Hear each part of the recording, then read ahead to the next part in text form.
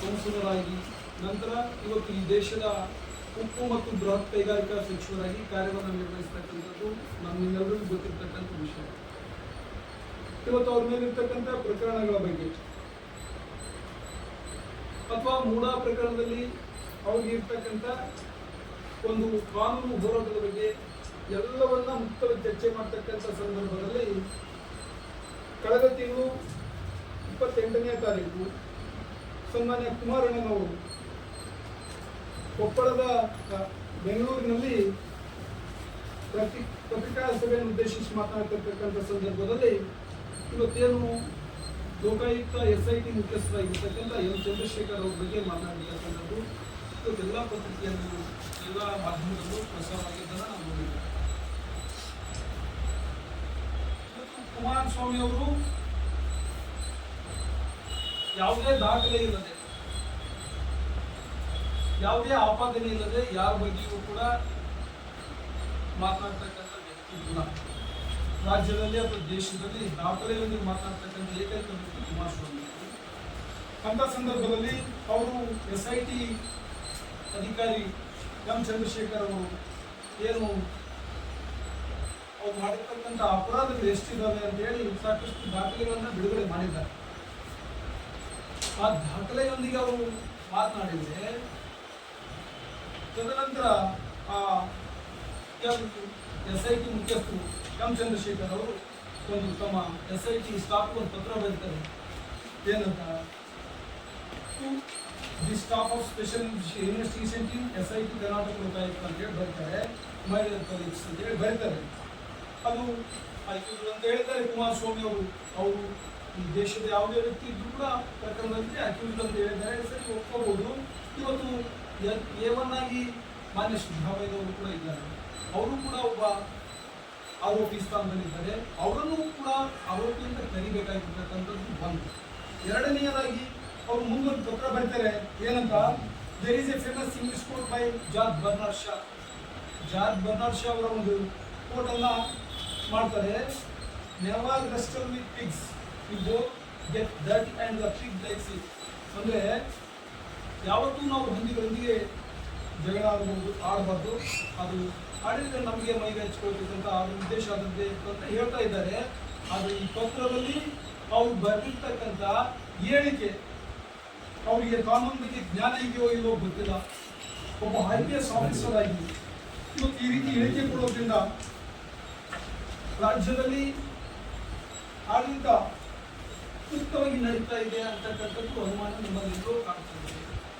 ಒಬ್ಬ ಅಧಿಕಾರಿ ಕೇಂದ್ರ ಸರ್ಕಾರದ ಕ್ಯಾಬಿನೆಟ್ ದರ್ಜೆಯ ಸಚಿವರ ಬಗ್ಗೆ ಈ ರೀತಿ ಹೇಳಿಕೆ ಕೊಡೋದ್ರಿಂದ ಇವತ್ತು ಸನ್ಮಾನ್ಯ ಸಿದ್ದರಾಮಯ್ಯನವರು ಖಂಡಿಸಬೇಕಾಗಿತ್ತು, ಅವ್ರ ವಿರುದ್ಧ ಆಕ್ಷನ್ ತಗೋಬೇಕಾಗಿತ್ತು.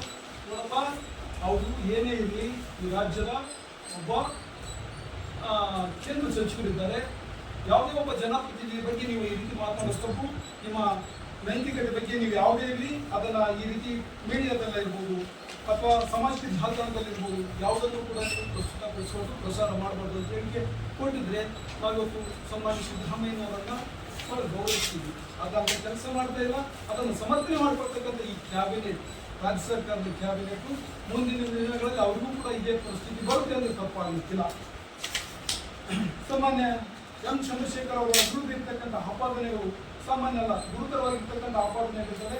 ಅದು 2024 ಫೆಬ್ರವರಿ 21 ಅಂತಕ್ಕಂಥ ಒಬ್ಬರು ಗೃಹ ಇಲಾಖೆಯ ಪ್ರಧಾನ ಕಾರ್ಯದರ್ಶಿಗಳು ಪತ್ರಗಳನ್ನು ಬರ್ತಾರೆ.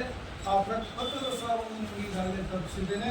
ಒಂದು, ಈ ಎಂ ಚಂದ್ರಶೇಖರ್ ಮತ್ತು ಈ ವಿಜಯ್ ತಾತ ಅಂತಕ್ಕಂಥ ಒಂದು ಕಾಂಬಿನೇಷನ್ ಇಂದ ಮಾಡ್ತಕ್ಕಂಥ ಇವರು ದಂಧೆಕೋರರು, ಇವ್ರ ವಿರುದ್ಧ ಇವತ್ತು ಸುಲಿಗೆ ಪ್ರಕರಣ ಇದೆ, ದಂಧೆ ಮತ್ತು ಸುಲಿಗೆ ಪ್ರಕರಣ ಇದೆ. 2013ರಲ್ಲಿ ದಿನಗೂಲಿ ಕಾರ್ಮಿಕ ಶಿವಕುಮಾರ್ ಅವರು ರಾಜಗೋಪಾಲ್ ನಗರದಲ್ಲಿ PSL ಕಂಪನಿ ವಿರುದ್ಧ ದಾಖಲು ಮಾಡಿದ್ರು. ಆ ಪ್ರಕರಣದಲ್ಲಿ ಅದು ವಿಜಯ್ ತಾತ ಅವರು ಈ ಪ್ರಕರಣ ದಾಖಲು ಮಾಡ್ತಾರೆ.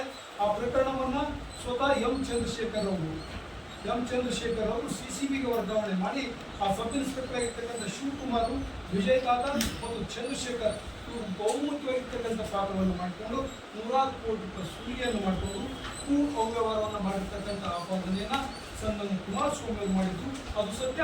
ಆ ದಾಖಲೆಗಳು ಕೂಡ ದಾಖಲಾಗಿದ್ದಾವೆ. ಇವತ್ತು ವಿಜಯ್ ತಾತ ಇರುವುದು ಎಂ ಚಂದ್ರಶೇಖರ್ ಏನು ADGP ಲೋಕಾಯುಕ್ತ SIT ಇದ್ದಾರಲ್ಲ, ಇವರು ವಿರುದ್ಧ ಸುಮಾರು 500 ಪ್ರಕರಣಗಳು, ರಾಜ್ಯದ 250 ಪ್ರಕರಣಗಳಲ್ಲಿ ಅವರು ಕೂಡ ಭಾಗಿಯಾಗಿದ್ದಾರೆ ಅಂತೇಳಿ ಸುಮಾರು ಎಲ್ಲ ದಾಖಲೆಗಳೊಂದಿಗೆ ಕುಮಾರಸ್ವಾಮಿ ಅವರು ಪ್ರೆಸ್ ಮೀಟ್ ಮಾಡಿರ್ತಕ್ಕಂಥದ್ದು ನಿಮ್ಮೆಲ್ಲರಿಗೂ ಗೊತ್ತಿದೆ. ಇವತ್ತು ಸುಮಾರು 4 ಪ್ರಕರಣಗಳು,